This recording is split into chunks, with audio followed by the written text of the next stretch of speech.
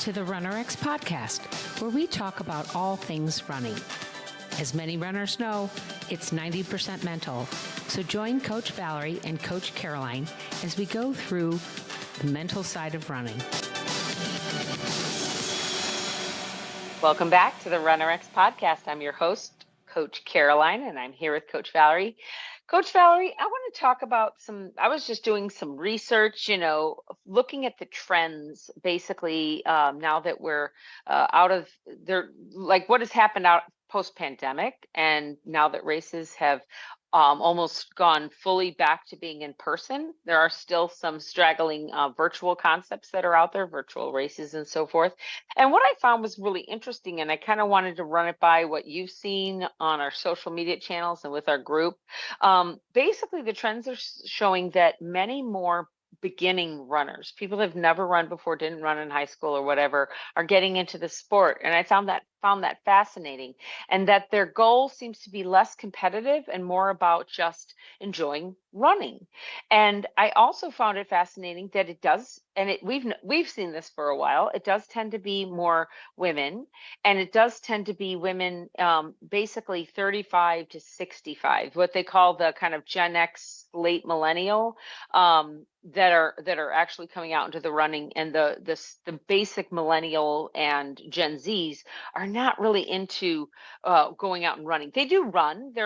It's not that there aren't any out there. It's just the vast majority, just like there are still quite a lot of men out there in all age groups. It's just that as a general rule right now, what they're seeing is a big uptick in female Gen X, late millennials that are wanting to run. And I thought that was really interesting. Are you seeing that I know we see it in our membership and in our demographics, but are you seeing it with people you're talking to and working with online or through your training? I think it's a challenge for me. I've been coaching now for almost 34 years. And when this kid at the gym told me this morning, I said, I can't remember. I think my first marathon was the Dallas Cowtown in Fort Worth, and it was the year 2000. That was my very first marathon. And this kid at the gym, he's 17, I believe. So he's like, man, that is so long ago. And I was like, you're right. Yeah, it was. But I've done a lot before you were here.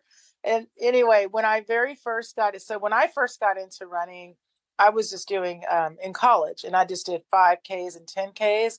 I didn't consider running a marathon until I'd graduated college already.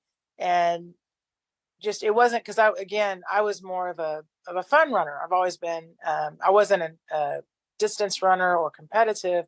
So 5K, 10Ks, maybe a couple halves for me. So the marathon wasn't even a thought, if you will. And a friend of mine at the time was like, hey, let's run a marathon. And I thought, sure, what is it? Right. She was like, how long is 20? She was like, it's 26.2 miles. And I was like, let's go for it. And the fun part, I still remember when we were standing at the start, and we were less than 1,000 people in this marathon. And it was one of those where it was a marathon, a half marathon, a 10K. It's still like that today, by the way, and a 5K. But total in the whole event was like less than 1,000 people. So I think like less than, I don't know, probably 200 ran the marathon. And he said, the guy announcing it was like, just so you know, we all think you're crazy. Everybody kind of laughed about it. And I was in my 20s. Wow. Am I thinking about my age? How old am I? But it was the end of my 20s. And I spent really my 30s and almost all of my 40s from then on signing up for every event. Like I got hooked immediately. So when I first started doing these and my training, when I was coaching people, most of my clients were older than me when I first started being a personal trainer, because I was right out of college and they were already obviously established.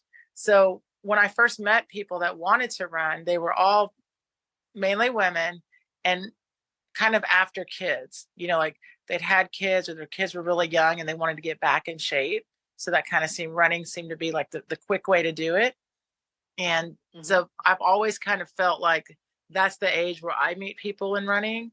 And then we see the older generation, because now it's funny that I've been running, Right. distance running for a long time, more, coaching longer, but right. It used to be kind of, but you'd always kind of see the same people at the races, and they generally tend to be 35 and up. Like that, I feel like that's always been because of that age group, especially with women. It's a way you can be kind of social or not social or take your kids kind of thing. Right. So I found, for me anyway, for us, is we started to get so many older runners, runners that were coming in and they're in their 50s and they're in their 60s. And in my personal life, I had runners in their 70s and 80s that were just like getting excited about the fact that they either had never run and wanted to or could still run. So I feel like I've kind of always been with an older crowd, if you will. But I think that like what you're saying and what you're seeing, because what I see like on social media is more about, hey guys, let's just get out and run. Yeah. Like it doesn't matter how fast you are. In fact, I've seen a huge trend in try to run slow, which I just kind of giggle at because most people that are running are struggling. Like if Right. you've never run before, running is really challenging. So when they're like, oh, just take it easy, you're like, I can barely breathe. Take it easy. Right. I don't mean that in a bad way because, I'm a running coach. But when I see this stuff, and I think the idea, which is nice, is to tell people, just get out.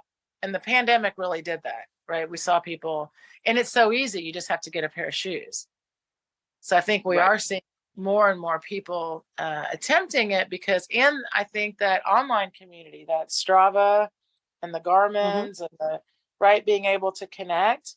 Mhm. And I was surprised, like you said that races aren't quite back to what they were, right? Right. Like I would say maybe except for the big ones. Yeah. Yeah. Well, it's Because funny.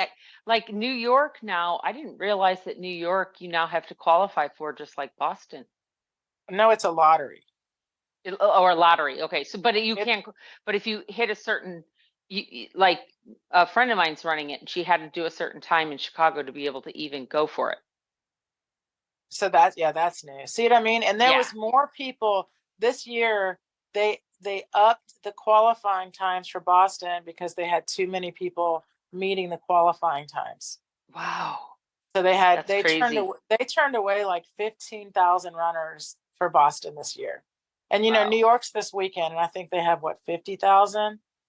Yeah. So that was, but it's interesting, right? Because it's like those are the big races and the big, and this is the other thing. A lot of people that run are like, I don't just want to run, I want to run New York or I want to run Right. Boston. Right. And then you and I always talk about, we always meet the people that just want to run around their neighborhood and not hurt themselves. Right. And that's really the number that's growing. But I think what it also says is that really who people are talking to? Yeah. Yeah. Which Right. basically brings up a good point. The being able to just run around my neighborhood and not get injured is also the other trend that I saw that I think really made me kind of say, "Oh, I really want to bring this up in the podcast." Is the highest number of people that are signing up on event week. It's like 25% of runners sign up the week of the event. And I thought, isn't that, and you even asked, was that of course not the marathons, it's the 5 to 10K side, and I didn't even check the half. I was looking more at 5 and 10K, Right. but I thought that was really telling because that's what we aim to do for you when you work with us. Basically, you should be able to be training and not training but running consistently, and so that you could just say, like, if your friends on a Monday said, hey, the Dallas Marathon is this weekend, but let's do the 5K or let's do the 10K. You could just basically go and do that because it would be basically what you were doing in your training runs, and it Right. wouldn't cause any additional stress on you. And isn't that wonderful? Can you speak to that? Don't we have members that we like didn't even know they were running a 5K and they come in and get an age? Yeah. Yes, and 100%. So that's kind of fun too. Like if you're not training for anything and you just are a recreational runner, I just like to run. So that's the one thing we give our clients, of course, is like a maintenance program, like a lifestyle run. Like here's what you should run week by week, so that you can just go out and run. And we always give people a range.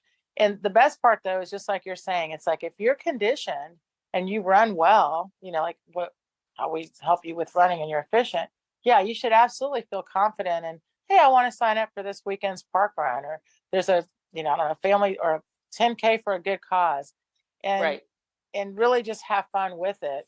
And I wonder though, it's funny for us old racers, I don't know how it is anymore, but it used to be like the earlier you signed up, you got a better deal, or they'd Yeah. have better, Yeah. or they'd have better swag, like get the jacket or get the t-shirt if you sign up by this event, by this time. Of course, I come from an era where I signed up one time for 12 races just to get a cup. Like you Oh my finish all God. Yeah. 12 races. I have a jacket, I have a backpack. It was called the Distance Challenge. And so it was just funny though, like when people talk about signing up, some people race for good causes, which we love that too. Sometimes it's just fun to get the swag bag. So these late signups, like to me, that's really new. Like, cause Yeah. as someone that likes to have events planned, however, knowing that your body could take it and it would feel fun, like, oh, sure, I'll go sign up for the 5K. That's a great feeling. I Yeah. can see And how that could be younger people. Yeah, and that's kind of why I wanted to bring it up here, that if that is kind of your goal, maybe you don't want to be competitive, but it would be nice to, when you see, oh, I didn't know about that run in my neighborhood, or that's a great cause, I'd love to do that. I don't necessarily want to go maybe even the full half. I just want to do a 10K. Like I said, you want to just go out for a run for an hour and, boom, you're done. So if that's you, we hope you'll take a look at the RunRX membership and the immersion. Go to runrx.fit, that's runrx.fit, and go ahead and join us with the quiz, or follow us on social, see what we're doing, and we hope that you will keep listening to us, subscribe, and give us a 5-star review. Thanks, guys. Thank you for joining us on the RunRX podcast. If you'd like to know more, join us at www.runrx.fit. And if you have additional questions that you'd like answered on the podcast, email us at support@runrx.fit.